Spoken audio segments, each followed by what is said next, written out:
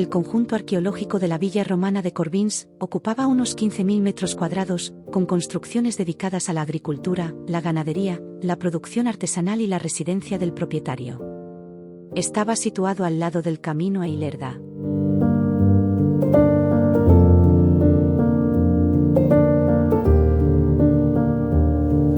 En la recreación vemos en primer término el monumento funerario, con la necrópolis a su alrededor.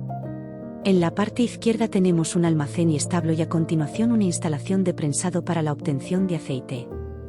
En la parte de la derecha hay unas pequeñas construcciones destinadas a actividad de fabricación y reparación de piezas metálicas, así como de objetos cerámicos y vidrio. La residencia del propietario no ha sido localizada, pero se supone estaría cerca del camino a Ilerda y un poco apartada de los edificios productivos. Las excavaciones se iniciaron en el año 1985, y los restos arqueológicos se han datado en el periodo que transcurre, de mitad siglo II de nuestra era, a finales del siglo V. En verano de 1994, se realizó una campaña urgente de excavación, para documentar los restos, con motivo de la construcción de una carretera. Solo la parte preservada de todo el conjunto es museizada, y es la que pasamos a describir. El edificio que hemos denominado A fue construido en el siglo II de nuestra era, tiene unos 240 metros cuadrados y se emplearon sillares arenosos de hasta 160 centímetros en las hileras inferiores. Inicialmente se destinó a almacén y establo de animales de tiro. En el siglo III sufrió un incendio que afectó parcialmente a su interior, pero no a la estructura.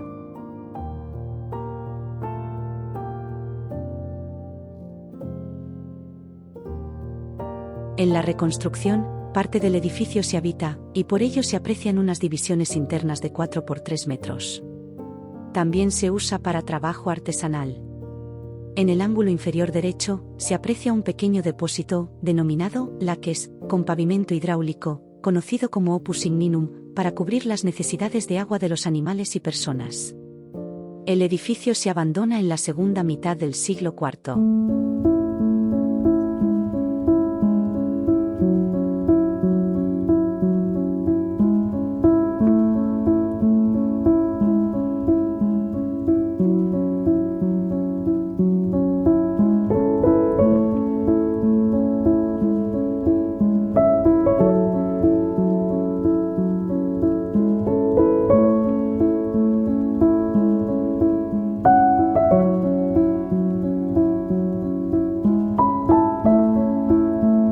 El edificio que hemos denominado B se construyó al mismo tiempo que se reformaba el edificio A, sobre el año 265 de nuestra era, utilizando la misma técnica.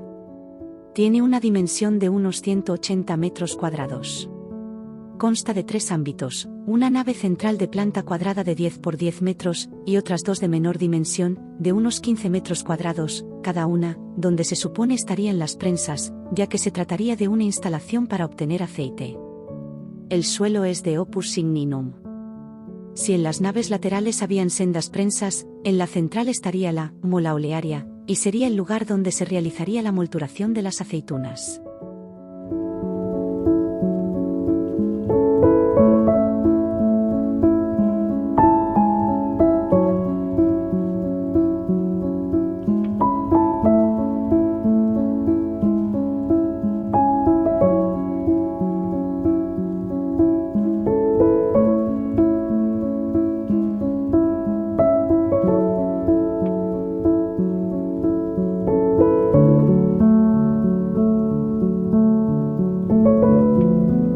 En la cima de un pequeño cerro se situó la necrópolis y el monumento funerario.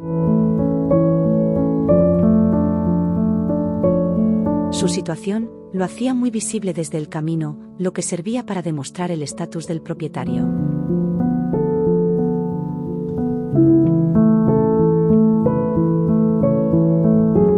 Se levantó con un sólido encofrado de piedra y hormigón romano, el conocido como opus caementicium. Se cubrió con una bóveda de cañón y encima un tejado a doble agua.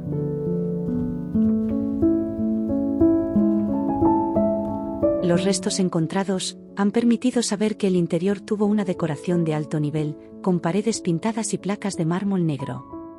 Este monumento es conocido desde principios del siglo XX, cuando el arquitecto y arqueólogo, Pushki Kadafalch, lo describió y dibujó la planta.